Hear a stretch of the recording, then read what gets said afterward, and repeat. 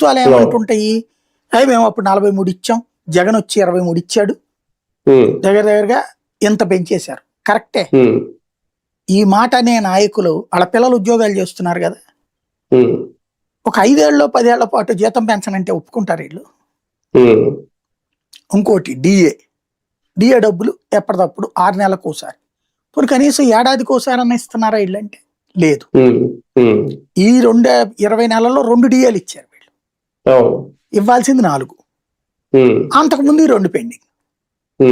ఆ 2 పెండింగ్ ఇచ్చినట్టు వీళ్ళు వచ్చాక 4 ఆగిపోయినట్టు. ఈ డబ్బులు ఒకేసారి లంసమ్ అమౌంట్ కదా. అట్లాగే జగన్ టైంలో అనేక సార్లు మనమే మాట్లాడాం, పోలీసులకు సంబంధించినటువంటి బెనిఫిట్స్ ఉంటాయి సపరేట్ గా, 6 నెలలకు ఒకసారి వాళ్ళు ఆ డబ్బులు సంపాదించుకునే వాళ్ళు, వీళ్ళు ఆపేశారన్న. ఇప్పుడు ఆ మధ్యన మొన్న ఏదో వేసామన్నారు, వేస్తే సంతోషం.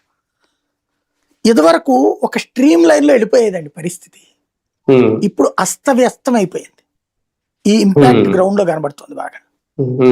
అంటే ఇంకా వీళ్ళు చెప్పినట్టు సరైన ఉద్యోగాలు ఇవ్వట్లేదు, అలాగని ఇచ్చిన సంక్షేమాలు పూర్తిగా అమలు కాలేదు, మరోపక్క ఉన్న పింఛన్లు కూడా పీకేస్తున్నారు, రోడ్లు ఎక్కుతున్నారు.